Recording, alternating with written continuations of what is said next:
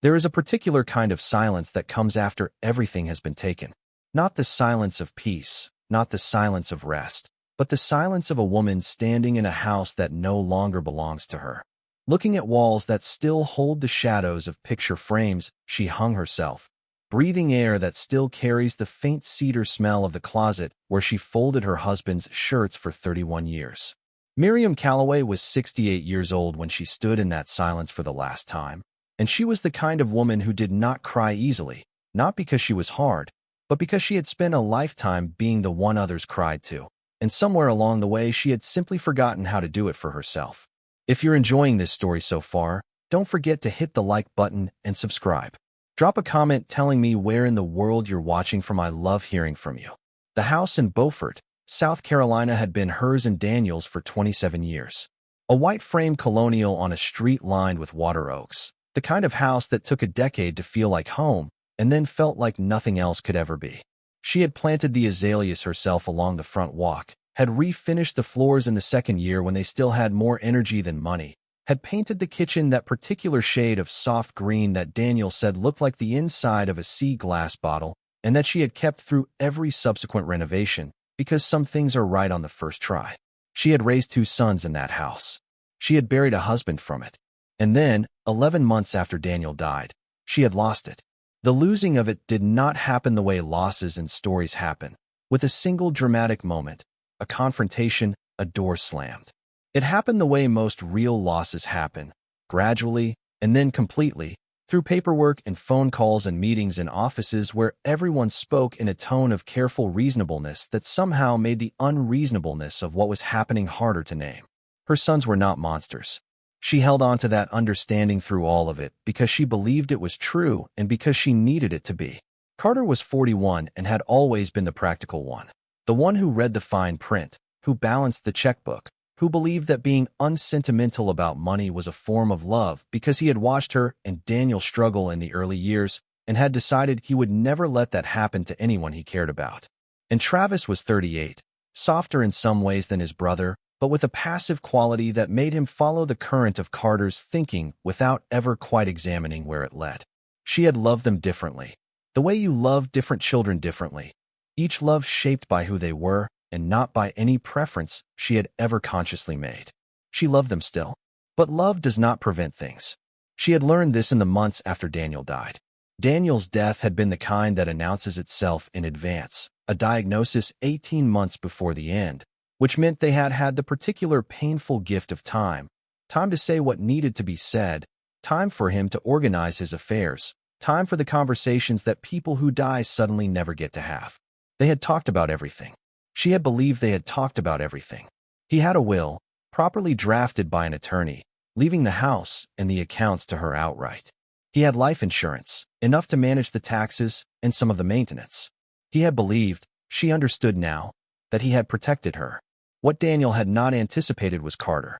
Carter had been managing the estate finances since the diagnosis, at Daniel's own request, because Daniel trusted his oldest son's mind for numbers, and because his own energy in the final year had been occupied with dying, which is its own full-time work.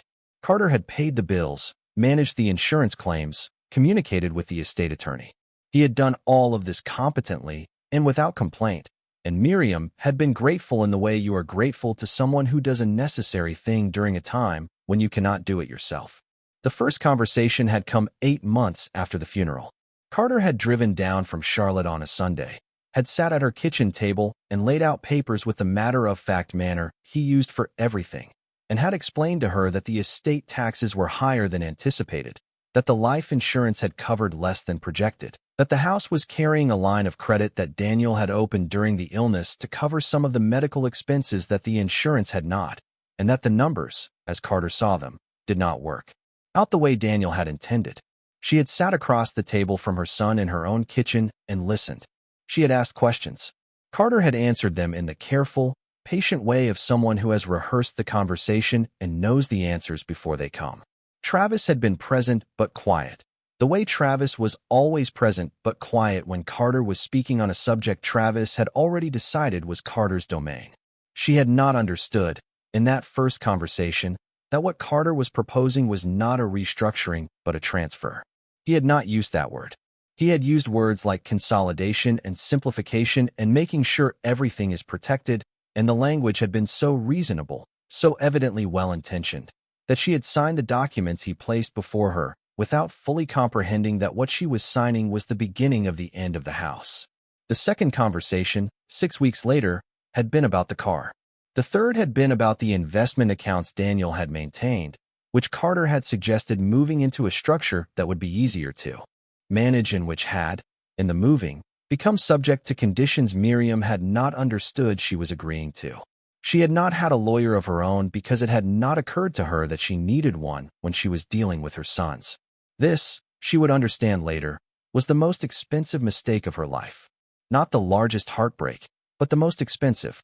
By the time the spring came around to that first year without Daniel, Miriam Calloway had a small checking account with a monthly transfer from a fund Carter administered and a letter from a property management company Carter had engaged, explaining that the house on Sycamore Drive had been listed for sale and that she would need to vacate within 60 days of closing. Her name was still on the deed. Carter had explained this too, in his reasonable way, the explanation involving something about the line of credit and a co-signature she had provided during the illness that she no longer remembered providing, and a legal structure that an attorney she hired too late confirmed was, if not what she would have agreed to with full understanding, technically sound. She had 60 days. She had spent 40 of them being angry, 12 of them being numb, and the last 8 very carefully deciding what to do next. The decision arrived not as a plan, but as a memory. She was sitting on the back porch on the last morning, the morning she had promised herself she would be done with anger and start thinking practically, and she was looking at the azaleas she had planted and thinking about what it means to plant something in a place you believe is yours forever, when she remembered her father. Her father, who had died when she was 53, had been a quiet man, a fisherman by nature and a marine surveyor by profession, a man who trusted salt water and tidal charts more than he trusted banks. He had left her, in his will, along with some furniture and his surveying instruments, the deed to a piece of land he called the island, though it was not technically an island but a 6-acre tidal parcel on the southern edge of the ACE Basin, connected to the mainland by a narrow shell road that flooded at high tide and was passable for perhaps 4 hours on either side.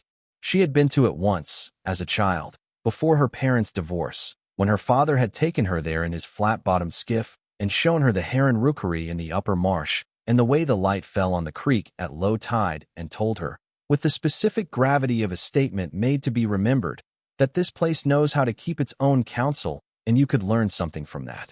She had held the deed for 15 years without thinking much about it.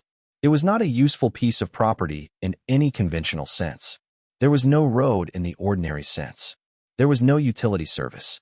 Her father's survey notes, which she had kept with the deed in her fire-safe box, described an old structure on the high ground, a fishing cabin of some kind that the previous owner had built in the 1950s and that her father had purchased in 1987 for what he described in his notes as considerably less than its worth, which was his way of saying almost nothing. She got the fire-safe box out from the shelf in the bedroom closet. She opened it. The deed was there, just as it had always been, along with her father's survey notes in his cramped, precise handwriting, and a folded paper that she had never opened because it had been sealed with a strip of tape and labeled in her father's hand, for Miriam, when she needs it. She had always assumed she would know when she needed it. Standing in her emptying bedroom on the 48th day of her 60-day countdown, she decided this was probably the time. She opened it. Her father wrote the way he spoke, economically, without preamble. Miriam, if you're reading this, something has gone wrong, and you need a place to start over. The island is that place. I kept it for you because I knew you'd need it before you knew you did. There is more to it than the survey shows. Look beneath the old dock house. The water knows. Come at low tide. Come alone the first time. I love you, Dad. She read it twice.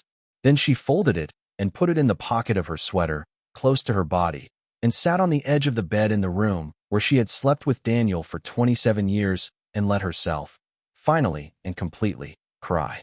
Not for the house, which she had been grieving in pieces for months. Not for Daniel, though he was present in every corner of the grief.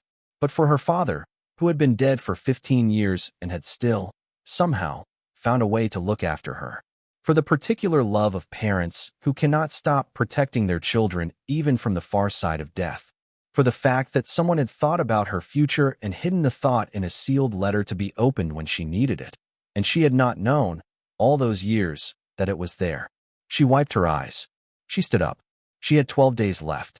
That was enough time to pack what mattered and to drive south along the coastal highway toward the ACE Basin and find out what her father had left her. Carter called on the 55th day. He had already called twice since the letter from the property management company, both times with the tone of practiced reasonableness that she had come to recognize as a kind of armor, a way of speaking that made it difficult to say directly what she felt, because the reasonableness of his tone implied that anything other than reciprocal reasonableness was an overreaction. He asked how the packing was going. He asked if she needed help arranging a storage unit. He told her, as he had told her before, that the monthly transfer would be sufficient for a modest rental situation and that he had actually found some listings she might find comfortable, smaller places, manageable, appropriate for her needs. He used the word appropriate, and she noticed, as she had been noticing things more carefully in the last 2 months, that appropriate was doing a great deal of work in his vocabulary. Appropriate seemed to mean something like resigned to the idea that this phase of your life involves accepting less. She listened. She said she had things handled. He asked where she was planning to go, and she said she wasn't sure yet, which was not entirely untrue, and he paused in the particular way he paused when he suspected she was not telling him everything but could not find a line of questioning that would confirm it. And then he said, "Well, you have my number. Call if you need anything." And she said, "I know, Carter, I will." And they said goodbye with the strained warmth of people who are related and who love each other in the underlying way that blood makes inevitable, but who have done something to each other, or had something done between them, that has not been named or addressed, and that sits in every conversation like a stone neither of them is ready to lift. She did not tell him about the island. She was not entirely sure why. It was not strategic, not at first. It was simply that the letter from her father felt private in a way she was not yet ready to share, like something cupped in her hands that might spill if she opened them too soon. Travis called the following day. Travis's calls were different from Carter's. He asked how she was, and when she said fine, he was quiet for a moment in a way that suggested he knew she was not fine but did not know what to do with that knowledge. He mentioned Carter's name twice in the first 5 minutes of the conversation, both times in the context of Carter says and Carter thinks, and she understood that he was not calling entirely on his own initiative. She felt, listening to Travis, the specific sadness of watching a person be diminished by their proximity to a stronger will, the sadness of a mother who can see what is happening to a child she loves and cannot fix it. She told Travis she was managing. She told him she had a place in mind. He asked where, and she said somewhere quiet. And the conversation ended the way conversations with Travis ended, warmly and without resolution, like a fire that gives good light but never quite catches. She loaded the last of what she was keeping into the back of the neighbor's pickup truck that she had borrowed because Carter had not returned the car she had signed over and had apparently transferred to Travis, who drove a nicer car and had sold it. She took the photographs and the quilts and Daniel's old watch and the set of ceramic bowls she had bought on their 20th anniversary from a potter in Charleston. She took her father's surveying instruments and his field notebooks and the deed to the island and the sealed letter she had opened. She took the pendant her mother had given her before she died, a small compass in a silver case, decorative but functional, which her mother had told her always points home and which Miriam had always understood to mean something more than north. She gave the azaleas to the neighbor, who had admired them for years. She gave the kitchen curtains to the woman 2 doors down who had a new baby and not much else. She gave a box of Daniel's books to the library on the corner. She left the furniture because Carter's property management company had said the house would be staged for showing, and she had understood this to mean that her furniture was already inventory and not hers to take, and she had let it go with the particular exhaustion of someone who has been fighting a slow battle and knows which hills are worth dying on. She drove south on the last day of the 60-day countdown. She drove with the window down and the low-country air coming in, the salt and pluff mud smell of the coast, the particular sweetness of the maritime forest at the edge of the tidal zone. She had not been on this road in years. She had grown up on the South Carolina coast, had spent the first 20 years of her life understanding salt water and tidal rhythms and the specific calendar of the low country, And then she had married Daniel, who was an inland man, and she had moved to Beaufort, which was still the coast, but in a different way, the town coast, the civilized coast, and she had been happy there. She had not known she missed this part of it, the remote part, the part where the road ran out and the marsh went on forever, until she was driving back toward it. She found the shell road in the early afternoon. She had her father's survey notes and the memory of coming here as a child, which was imprecise but present, the way childhood memories of significant places stay present, less in detail than in feeling, the particular quality of the air, the sound of the water, the feeling of being very small in the middle of something very large and very old. The shell road was as the notes had described it, narrow, elevated slightly above the marsh, oyster shells packed into the roadbed over decades, the kind of road that predates any official mapping of the area because it was built by people who needed to get somewhere, not by engineers who needed to plan a route. The tide was out. She had timed it from the charts online, deliberately, 3 hours before low water, the window her father's letter had specified. She drove slowly, the shells crackling under the tires, the marsh opening on either side, the Spartina grass in its late summer gold, the shallow water between the grass tufts catching the afternoon light. A great blue heron stood at the edge of the creek and did not move as she passed. She had always considered herons to be her father's birds, the way some people believe certain animals carry the presence of those who love them. The island, or the tidal parcel her father had called the island, rose from the marsh on the far end of the shell road, a ridge of high ground no more than 40 feet above sea level at its highest point, which was considerable in the ACE Basin, where the distinction between land and water is a matter of tidal opinion. The high ground was covered in live oaks, the old ones, gnarled and canopied, dripping Spanish moss in the late summer heat. Beneath them, the ground was cool and shadowed and carpeted in the dry leaves of many seasons. The structure was there, as the survey notes said it would be. Not a cabin, exactly. Larger than a cabin. She stood before it and made her honest assessment, which was what she always did when confronted with a situation that required decisions. It had been, once, a serious building. Not a fisherman's rough shelter, but a constructed thing with intention, a board and batten structure built on pilings above the tidal zone, perhaps 800 square feet, with a wide-covered porch on the water side and windows framed in heart pine that had gone silver in the decades since anyone last painted them. The roof needed work. She could see the places where the metal had rusted through and where the live oaks had grown close enough to drop limbs onto the surface, and where those limbs had not been cleared in what appeared to be a very long time. The porch boards were largely sound, the old heart pine resistant to the rot that would have eaten lesser wood. The door was shut but not locked, or rather, it was locked with a padlock that had corroded completely through its shackle, and when she applied steady pressure it came open in her hand. She stood in the doorway. The smell was of old wood and salt, and the particular quality of a tidal building, something alive in it, the smell of the marsh coming in on the air currents through the gaps in the exterior. The interior was dark, the windows glazed with the accumulated grime of decades. The floor was heart pine plank, thick and sound.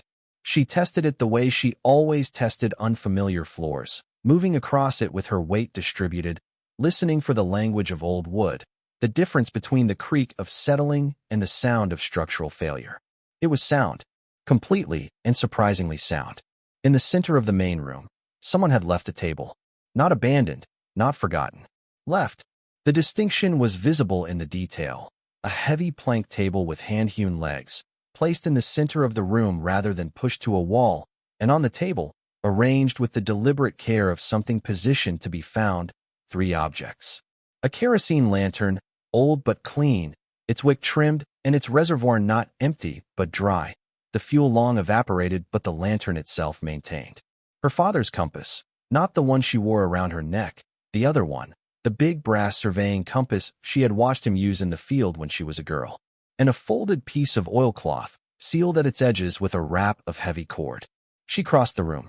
She sat at the table. She looked at the compass for a long moment, the instrument she had watched her father use for 30 years, the one he had carried on every survey. The one she had asked him about once as a child, and he had told her was the most honest instrument he owned because it could not be argued with. It only pointed at what was true. She did not touch it yet. She looked at the oilcloth package. She untied the cord carefully, saving it from force of habit, the low-country habit of preserving useful things. She unwrapped the oilcloth. Inside was a leather journal, her father's handwriting on the cover. Below the journal, wrapped separately in waxed paper, was a key. Old, not antique ornamental, but genuinely old, heavy iron, with a simple bow and a bit that suggested a mortise lock rather than a modern cylinder. She turned it in her hands. It was not corroded. It had been oiled and wrapped and preserved with the same care her father brought to all his instruments. She opened the journal. The first page was dated 18 years ago, 3 years before her father died, and was written in the hand of a man who had made a decision and was recording it the way surveyors record decisions, with precision and without sentiment. Miriam, this place is not what it appears. The old-timers called it the counting house, and then they stopped calling it anything, because some things are better unnamed. I found what's underneath it in 1989, during the drought year when the water table dropped far enough to show the outline. I didn't tell anyone. I had it surveyed privately. An old friend, his notes are here. What is below the dock house, in the sealed chamber, is what the previous owner, a man named Archibald Rowe, left when he died in 1962 with no heirs and no instructions. I have kept it sealed because it was not mine to open. I believe it is yours. The key fits the lock on the underside of the dock house floor. You'll need to go below at low tide, through the hatch in the dock house. Take a lantern. The water doesn't reach it except at spring tide, and even then only at the edges.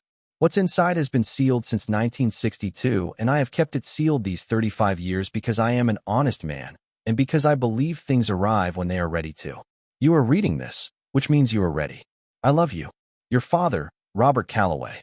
Miriam sat at the table in the old building that her father had called the counting house, and held his journal, and looked at the key, and listened to the marsh outside, the sound of the water moving in the creek and the wind in the live oaks, and somewhere nearby the call of a willet, clear and sharp in the afternoon heat. She thought about her father in 1989, 35 years ago, finding the outline of something in a drought year and making a decision, the decision of a man who knows what belongs to him and what doesn't, and can tell the difference. She thought about him returning here over the years, maintaining the lantern, oiling the key, writing the journal, building the record of what he had found and chosen not to touch.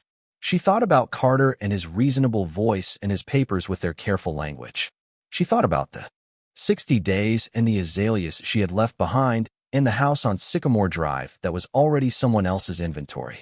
She looked around the room that was dark and sound and old and hers. The room at the end of a shell road at the far edge of the ACE Basin, on a parcel of land nobody wanted, on a tidal island that appeared on no useful map, that her father had kept for her against a day he had not known the shape of but had trusted would come. The afternoon light was falling through the grime-hazed windows at an angle that caught the dust in the air and made it visible, small points of gold moving slowly in the shaft of light from the west. The tide was still going out. She had time. She put the journal in her pocket with the key.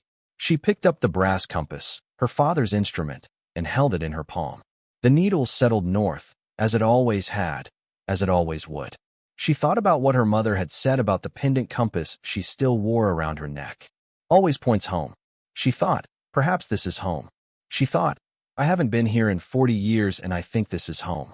Outside the marsh was going gold in the late afternoon, and the tide was still falling, and the dock house waited at the far end of the porch on the water side. Built on pilings over the creek, its floor hatch sealed and locked with a lock her father had oiled and kept and never opened because the honest thing was to leave it for her. She had a lot of work ahead of her. She knew that. The roof, the windows, the dock structure, which she could see from the porch was largely intact but needed attention. The shell road, which would need maintenance before winter. She had the surveying instruments and the notebooks and a modest checking account that Carter administered and the knowledge that she had come to a place that was hers outright, in her name, paid for by her father in 1987 for considerably less than its worth, and that nobody had thought to take because nobody had thought to look. Carter had not known about the island. She was almost certain of it. He had gone through Daniel's papers and the estate documents with his thorough, practical mind. And Daniel had not known about the island because she had never mentioned it, had filed the deed away with the vague intention of thinking about it later, and had never gotten around to thinking about it. And so Carter, who had been so thorough about everything else, had missed it. The one thing she had not thought to protect had protected itself by being overlooked. She stood on the porch in the late afternoon and watched the tide moving out in the creek below and breathed the salt air that smelled like her childhood, like her father's truck, like every early morning on the water she had spent in the first 20 years of her life. And she felt, for the first time in almost a year, the particular quality of ground that does not move beneath your feet. Not security, exactly. Not certainty. Something older and more fundamental than either. The feeling of standing in a place that has been waiting for you and that recognizes you when you arrive. The way some places do. The way the places that know us best always do. The dock house was at the end of the porch. The tide was still falling. She was not ready to go below yet. Not today, not in the last hour of light with everything still so new and large. Her father's letter had said come at low tide. Come alone the first time. She had come alone. She had time. Low tide would come again tomorrow morning, and the morning after that, and she intended to be here for all of them. She went back inside. She found in the lean-to kitchen at the back of the building a wood stove, old but functional, its iron intact. Its flue clear when she looked up through the pipe housing and saw the pale rectangle of sky above. She found wood stacked under the dock house porch, dry and ready, cut in lengths that fit the stove. Someone had stacked it. Her father, most likely, on his last visit, which had been 6 months before he died. The wood was old but dry, as good as the day it was cut. She made a fire. It took 3 tries, the same 3 tries it always takes a person learning something new from the ground up, the first wrong, and the second closer, and the third catching with the particular satisfaction of a thing finally understood. The stove heated the room within the hour. She found an enamel pot and filled it from the rainwater barrel at the corner of the building, a barrel her father had installed and maintained, and she boiled water on the stove and made tea from the box she had brought in her bag because she had known, without knowing she knew, that she would need something simple and warm and familiar on her first night in whatever place she ended up. She sat at the table with her father's compass and his journal and the iron key and her cup of tea and the stove ticking warmly behind her, and she watched the last light go from the windows and listened to the marsh settle into its nighttime self, the frogs beginning, the night herons starting their croaking flights over the creek, the water moving in its patient tidal way, in and out, as it had always done and would always do. She thought about what was below the dockhouse floor. She thought about Archibald Rowe, whoever he had been, dying in 1962 with no heirs and no instructions, leaving something in a sealed chamber beneath a building on a tidal island at the far edge of the Lowcountry. She thought about her father finding the outline of it in a drought year and making his honest man's decision to leave it for the person it belonged to. She thought about 35 years of careful maintenance, a lantern kept clean, a key kept oiled, a journal written and sealed and left on a table for a daughter who did not yet know she was coming. She thought about tomorrow's low tide. She slept that night in the sleeping bag she had brought, on the floor of the main room near the stove, with her father's compass in her hand, and the marsh outside going through its nighttime business around her. And for the first time in almost a year, she slept without waking to the silence of a place where something was missing. The place was not missing anything. It was complete in itself, as it had always been, as the marsh is always complete, holding its tides and its creatures and its particular light with the patience of something that has never needed to be anything other than what it is. In the morning she would begin. The morning came the way mornings come in the ACE Basin, not gradually but all at once, the light arriving across the marsh in a single flat sweep that turned the Spartina from black to gold between one breath and the next. Miriam was already awake when it happened. She had been lying in her sleeping bag listening to the marsh come alive in the pre-dawn, the first birds starting in the live oaks above the building, the sound of the tide moving in the creek below the dock house. And she had been thinking about her father. Not with grief. Exactly, though grief was present the way it is always present after a certain number of years, woven into the ordinary fabric of the day rather than arriving as its own separate weather. She was thinking about him with something closer to gratitude, the specific gratitude of a person who has just discovered that someone looked after them from a very great distance and across a very long span of time and got it exactly right. She had the tide chart on her phone, pulled down before she left the mainland where she still had a signal. Low tide was at 7:42. She had time to boil water on the wood stove and make herself tea and eat the crackers and cheese she had brought from her bag and sit at her father's table in the early light and read more of his journal before she needed to go below. The journal was not a single document, but a record assembled across years. Her father had returned to the island many times. She understood from the dates, sometimes twice in a year, sometimes with gaps of 18 months or more, always noting the condition of the building, the dock house, the sealed chamber below, always noting that he had left it as he found it. He was meticulous about this. The journal read in places like a surveyor's field notes, terse and technical, the condition of the lock, the water level at the chamber entrance at various tide stages, the integrity of the structure above. And in other places it read like something more private, the observations of a man who came to this place partly for practical reasons and partly because it gave him something he could not find elsewhere. He had written, in an entry dated 11 years before his death, that the island had a quality of stillness he associated with honesty, that coming here was like setting down a weight he had not known he was carrying, and he had written this without explanation or elaboration, the way he said true things, plainly and without apology. She closed the journal at 7:15 and put on her work boots and took the iron key from the table and went out onto the porch in the low morning light. The dock house was a separate structure built onto the end of the main building's porch, extending over the creek on its own pilings, perhaps 12 by 14 feet, with walls of the same board and batten construction as the main building but lower, no more than 6 feet of headroom. Its door was on the side facing the porch, and it was not locked, had never been locked as far as she could tell, a simple wooden latch that lifted with pressure. She went in. The interior was dim and smelled strongly of the marsh, the particular living smell of pluff mud and salt water and the organisms that make their home in the tidal zone.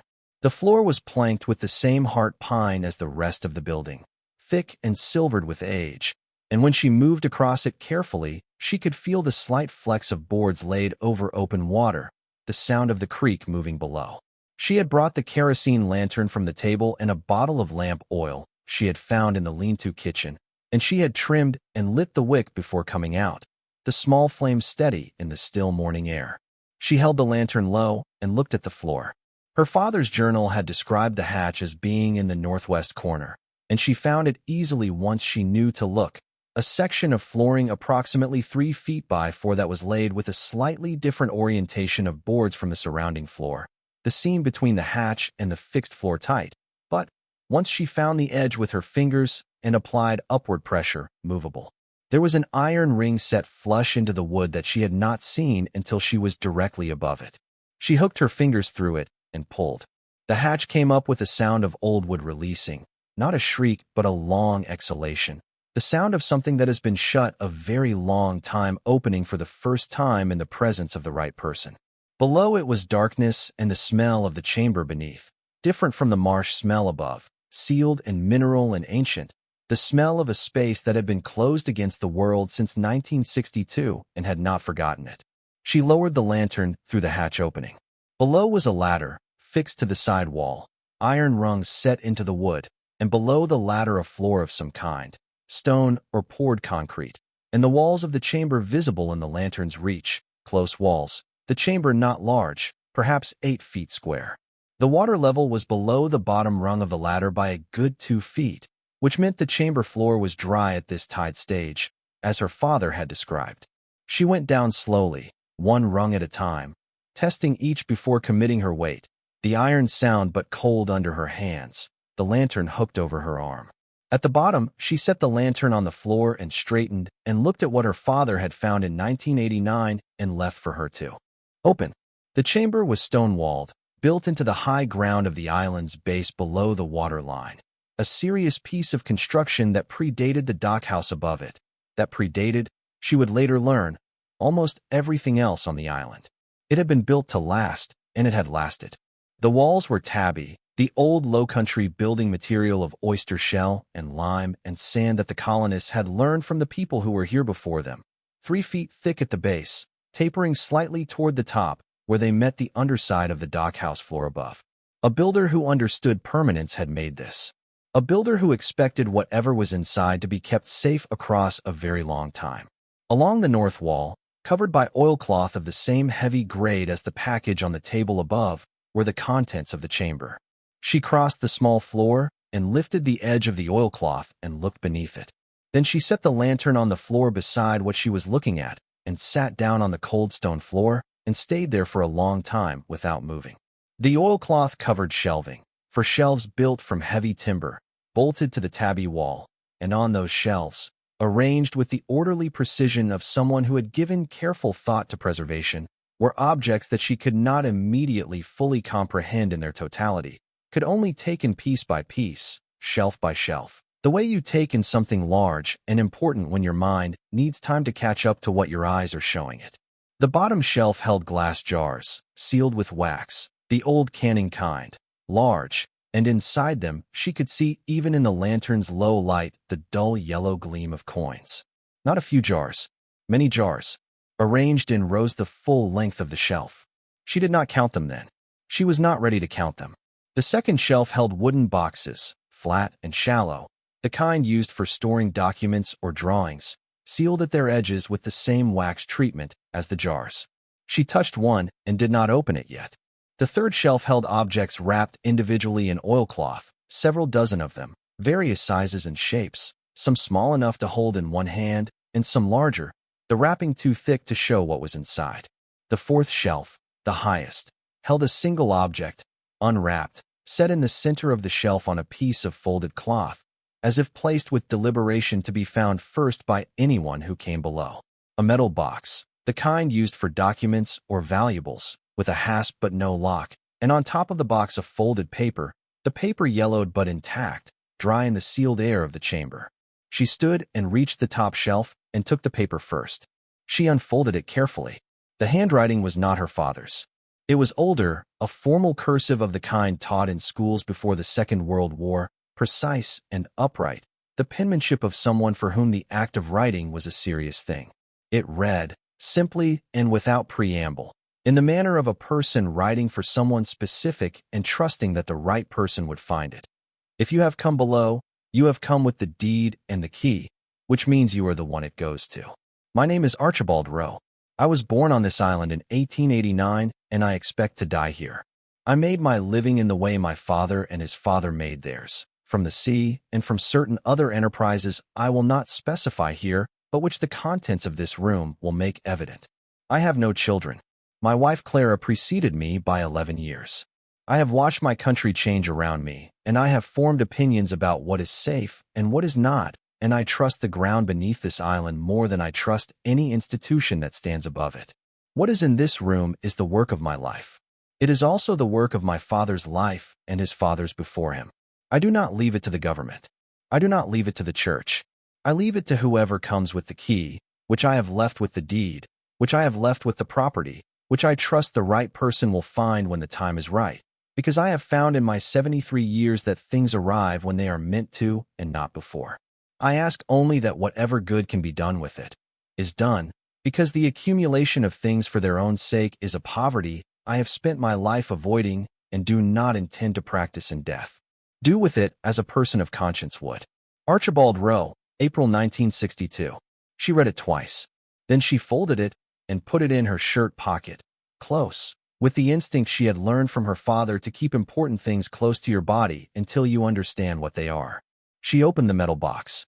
Inside, on top, was a ledger, handwritten, column after column of entries in the same careful cursive as the letter, dates and amounts and descriptions that she could not fully parse, but that had the character of a man recording his life's transactions with the same precision he had applied to everything else. Beneath the ledger was a second document, longer, on heavier paper, folded several times and tied with ribbon that had once been red and had faded to the color of old brick. She did not untie it yet.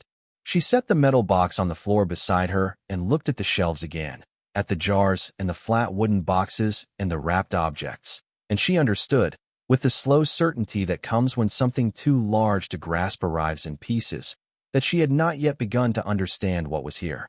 She went back up the ladder. She needed to sit in the light. She needed air and the sound of the marsh and a few minutes to let her mind catch up to what she had seen. She sat on the dockhouse porch step with the morning sun on her face and the creek moving below and the lantern burning beside her, and she thought about Archibald Rowe, born on this island in 1889, dying here in 1962, leaving the work of 3 generations in a sealed tabby chamber beneath the dockhouse because he trusted the ground more than any institution. She thought about her father finding the outline of the chamber in 1989 in a drought year and making his decision, the same decision Archibald Rowe had made, that it was not his to open, that it belonged to whoever came next, that honest men leave things for the people they are meant for. She thought about Carter and his papers and his reasonable voice and the 60 days and the house on Sycamore Drive, which was already being staged for someone else to live in. She thought about how completely he had missed this, how thoroughly, how carelessly, how inevitably he had overlooked the one thing that had been kept for her. She sat on the step for a long time. The tide had reached its low and begun to turn. She watched it, the slow reversal, the water beginning its return, and she made a list in her mind of what needed to happen. The practical list she always made, because she was her father's daughter and she had grown up understanding that knowing what needs to be done is how you begin doing it. She needed help. Not the kind of help you ask for before you understand what you have, but the careful, specific kind of help that comes after. She needed an estate attorney, one who specialized in found property and the legal questions that accompanied it. She needed a conservator for whatever the wooden boxes contained, the documents or drawings that had been sealed in the dark since 1962. She needed an appraiser who understood historical artifacts and coins and the kind of objects that 3 generations of low-country commerce, legitimate and otherwise, might have accumulated across a century. She needed time, specifically the time between now and when she had any of those other things, to simply be here and understand what had been given to her. But first she needed to know what was in the wrapped objects on the 3rd shelf. She went back down. She chose one of the smaller wrapped pieces from the 3rd shelf and carried it up the ladder and out to the porch step where the morning light was good and full. She unwrapped it carefully, preserving the oilcloth the way she preserved useful things, rolling it back rather than tearing it, her hands steady with the particular steadiness of someone who is frightened but will not be rushed by fear. Inside the oilcloth was a piece of silver. Not silver jewelry, not silver flatware, though she would later find both below. This was a piece of silver that had been made by someone who understood the material completely, a small figure, perhaps 8 inches tall, a woman in a long dress with her arms at her sides and her head slightly bowed, the modeling of the figure precise and alive in a way that reproductions are not. She turned it in her hands in the morning light. On the base, engraved in the same careful hand as Archibald Rowe's letters, were 3 lines. A name she did not recognize. A date, 1887. And a single word beneath that. Clara. She held the figure carefully. This thing Archibald Rowe had kept and his son after him and his son after that. Made for or given to or simply treasured through the generations. This small silver woman, named for the wife who had preceded him by 11 years, and she understood without being told that whatever this was worth in monetary terms, its worth in human terms was something the 2 of them had decided together. Archibald Rowe and whoever had made it and given it to Clara, that sum. Things are worth keeping at great pains and across great times simply because they are the evidence of love. She wrapped it again carefully and set it on the step beside her. She went back down 3 more times that morning, taking one wrapped object each time, bringing it to the light, opening it, understanding what she held. A set of navigational instruments, brass and glass, the kind used on sailing vessels in the 19th century, each one in its individual case and each case intact.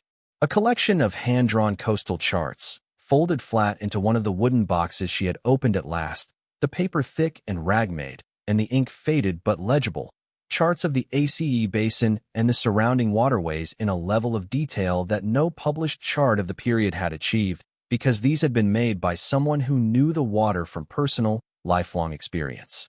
A leather satchel containing letters, tied in bundles by year, the earliest dated 1923 and the latest 1961, correspondence of a man conducting his life and his business in the Lowcountry across 4 decades of considerable American history. She did not open the wax-sealed jars. Not that day. She could see what was in them clearly enough in the lantern light, and she intended, when the time came, to open them in the presence of someone who knew what they were looking at. What she could see was enough. Coins, many coins, the dull gold of old gold and the darker sheen of old silver, arranged in the glass jars with the methodical care of a man who had been putting things away his whole life against the day he would need them or the day someone else would. On the fourth trip down, she counted the jars. There were 61. She came up from the chamber for the last time that morning as the tide was returning in earnest, the water level below the ladder rising visibly as she watched, and she pulled the hatch shut and latched it, and stood in the dock house in the lantern light and breathed the seal air of a room that had just been opened for the first time in 62 years. She went back to the main room. She sat at the table.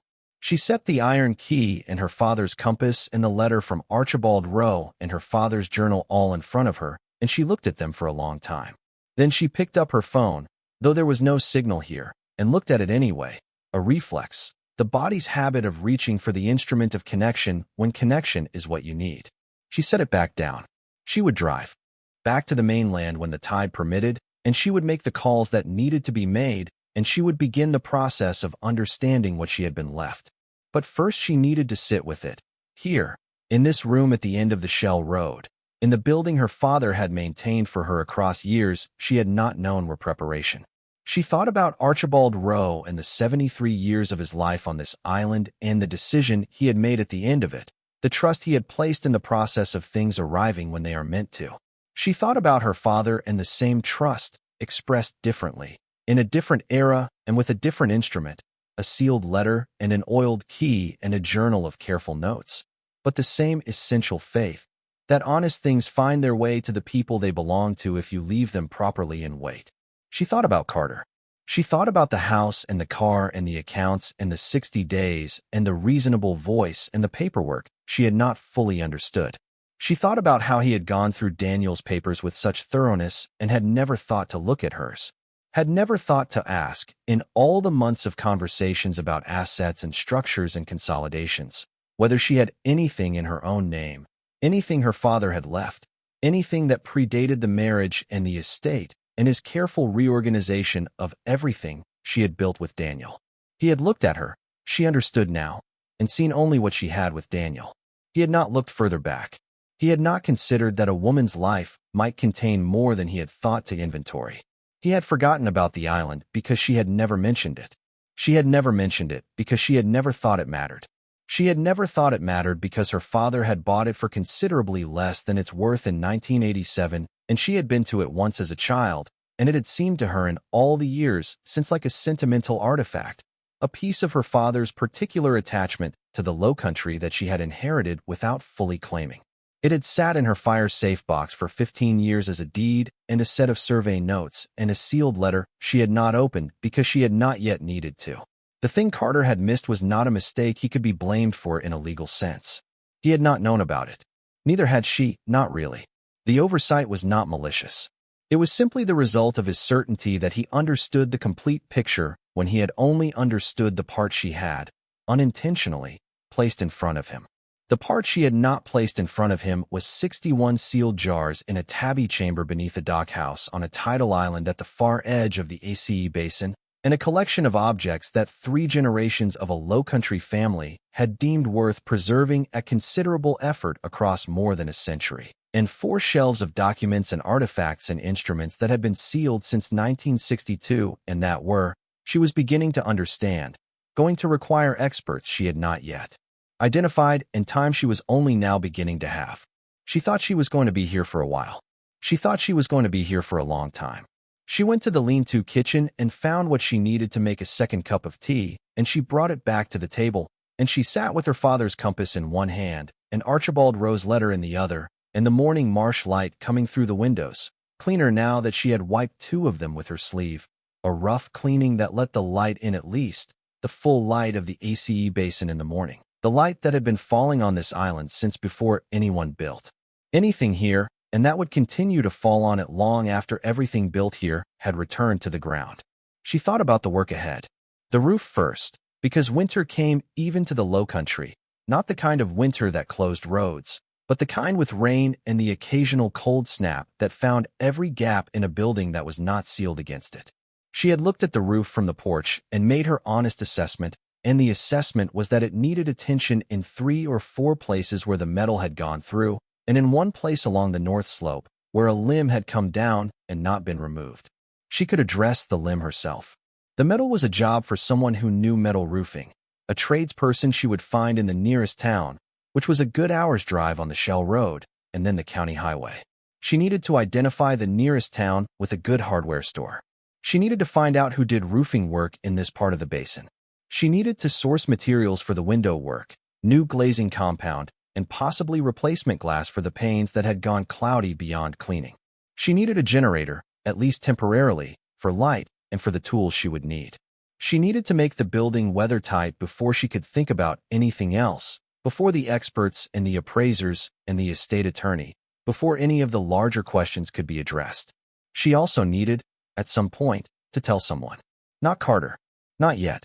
Not until she understood what she had well enough to protect it in the telling. But someone. She did not intend to carry this alone indefinitely.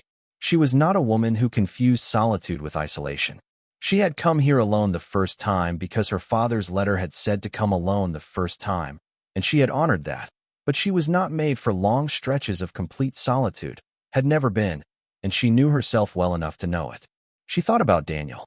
He would have loved this, the mystery of it, the sealed chamber and the old letter and the coins in the jars. He had been a man who responded to unexpected things with delight rather than anxiety, who treated surprises as information rather than threats. She missed him with the particular sharp quality of missing that arrives when you have something to tell a person and remember in the same moment that you cannot tell them. She held the missing for a moment without trying to shorten it. Some things deserve to be felt at full length. Then she set it down, the way she had been learning over the past year to set it down, not away, not out of reach, but down, in the place where things you carry permanently need to rest sometimes so you can keep carrying them. She had a tidal parcel in the ACE Basin and a tabby chamber beneath the dock house, and 61 sealed jars, and a collection of objects accumulated across 3 generations by a man who had trusted the ground more than any institution and who had left all of it to whoever came with the key. She had come with the key. If you're hooked on this story, make sure to subscribe and turn on notifications so you never miss an upload. Your support means everything and helps me bring you more emotional stories like this one. She was going to need more tea before she figured out where to start. The first person she told was a woman named June Gadsden, which was not a planned disclosure, but the kind that happens when you are in a hardware store in Jacksonboro asking about roofing contractors, and the woman behind the counter has the particular quality of attention that makes you feel, after 11 minutes of conversation, that you have been known by her for years. June was 63, which Miriam established in the first few minutes. Not because she asked, but because June offered it, in the matter-of-fact way of a woman who has decided that her age is information and not an apology. She had run Gadsden's hardware with her husband Roy for 22 years and had run it alone for the 6 years since Roy passed, and she knew every contractor in a 40-mile radius and had opinions about all of them. Opinions she shared with the directness of someone who has been asked for recommendations enough times to understand that vague diplomacy wastes everybody's time. For roofing, she said Earl Whaley, no question, over in Walterboro, been doing metal roofing in the basin for 30 years and would not overcharge a woman alone because he had a mother and a sister and a daughter and understood certain things about the world. For general carpentry, she said her own nephew Marcus, who was 26 and knew what he was doing and was available because he was between jobs, which in Marcus's case was not a character flaw, but simply how his particular kind of work went, project to project, and the gap between projects was an opportunity for the right person. For the legal questions, she paused and looked at Miriam with the thoughtful expression of someone reassessing the nature of what they are being asked. Miriam had not told her about the chamber yet, only that she had a property with some historical aspects she needed to understand better. June looked at her for a moment and said what kind of historical aspects, and Miriam made a decision. Looking at this woman across the hardware store counter, that was less a calculated risk than a recognition, the recognition of a person who is the right kind, the kind that holds things carefully. She told her, not everything, but enough. The sealed chamber, the letter from Archibald Rowe, the jars. She did not describe the contents of the wrapped objects yet, in part because she was still understanding them herself and in part because some things need to settle before they are spoken. June listened without interrupting, which Miriam noted, because people who can listen without interrupting are rarer than they should be. When Miriam finished, June was quiet for a moment. Then she said, "Archibald Rowe." She said the name the way people say names they have heard before, with the particular weight of recognition. "You knew him?" Miriam asked. June shook her head. "My grandmother knew of him. Said he was the last of the Rowe family, that they'd been in the basin since before the Revolution, that he was a private man who kept to himself, and that when he died there was talk about what happened to his property, and then the talk died down the way talk does when the answer turns out to be nothing visible and people move on." She paused. She looked at Miriam. "He left it to whoever came with the key. That's what the letter said." "That's what it said," Miriam confirmed. June looked at her for a moment longer with the assessing expression of someone adding information to a picture. Then she said, "For the legal questions, you need Margaret Attaway in Beaufort. She handles estate and property law, and she is the right person for something like this, meaning something unusual, meaning something that will require patience and knowledge both. She handles things that other lawyers say are too complicated, which in Miriam's experience was a strong recommendation." She wrote down the number on a piece of receipt paper and slid it across the counter. Then she said, "Would you like company?" She said it plainly, without making it a bigger offer than it was. Not to interfere, she said, not to involve herself in anything Miriam wasn't ready to share. Just to have another pair of hands while you're making the building right. Because a title property alone at the end of a shell road is fine for a few days and harder after that. Miriam looked at her. She had been alone on the island for 4 days. She had gotten the roof assessment done by talking Earl Whaley through what she was seeing over the phone, which had required driving to the end of the shell road to get a signal. She had identified the window work she could do herself and the work she couldn't. She had begun the clearing of the dockhouse porch of the accumulated debris of years. She had gone below 3 more times at low tide and had not yet opened the wax-sealed jars because she was waiting until she understood more, and each time she came up the ladder, she had the feeling of someone carrying something very large in a very small container and not being sure how long the container would hold. She thought she had been alone long enough to know herself in this place. She thought the next thing was to not be alone in it. She said yes. June came on the Saturday, which was 3 days later, in a truck that had seen considerable use, and that contained in its bed a gas generator, a 5-gallon fuel can, 2 boxes of supplies that Miriam had not asked for, but that turned out to include exactly the things she had not known she needed, and a folding table that June said was for working surfaces because you couldn't do anything properly without a flat surface, and she had found that people who lived on title properties tended to forget this. She also brought, in a canvas bag on the passenger seat, a pot of soup, which she set on the wood stove without comment, in the way of someone who has decided that feeding people is a form of respect and does not require explanation. They worked through the Saturday, the two of them, Miriam directing from her knowledge of the building and June contributing from her knowledge of practical repair, which was considerable and which she had learned from Roy and from the 30 years of running a hardware store that required her to understand what she sold. Marcus came the following Tuesday and assessed the roof and came back Thursday with materials and his tools and spent 2 days on it while Miriam and June worked on the windows below. By the end of the second week, the building was weathertight. The roof was sealed along the north slope and the 3 problem areas on the west face. The windows were reglazed and the sashes moved freely for the first time in what Marcus estimated was 30 years. The porch boards had been assessed, the 3 that needed replacing had been replaced, and the dockhouse door had been rehung on new hardware so that it opened and closed without requiring force. June came on the weekends. She came without making it a formal arrangement, the way she did most things, simply appearing on Saturday mornings with her truck and whatever the day seemed to require, and she stayed through Sunday afternoon and drove back to Jacksonboro in the early evening and called on Wednesday to ask how things were going in the manner of someone who asks because they want to know and not because it is the polite thing to do. Miriam found herself looking forward to the sound of the truck on the Shell Road. She had not expected to make a friend here, had not come to the island looking for one, had come in fact in a spirit close to the opposite, the spirit of a woman who has been in close proximity to other people's needs for too long and requires a period of solitude to find her own edges again. But June was not a person who required management, which was the exhausting thing about most social contact, the management of other people's expectations and feelings and needs. June arrived with her own complete understanding of what she wanted to do and what she was there for, and she did those things without requiring Miriam to organize the experience for her. And this turned out to be exactly the kind of company Miriam could receive without it costing her the solitude she also needed.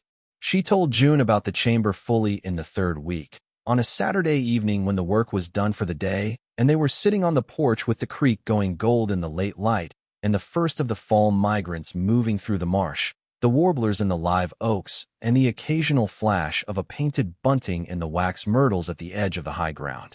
She had been to the chamber 6 more times by then, and had made a careful inventory, not an expert inventory, but the honest record of a woman who had been raised by a surveyor and knew how to describe what she saw without embellishment or interpretation.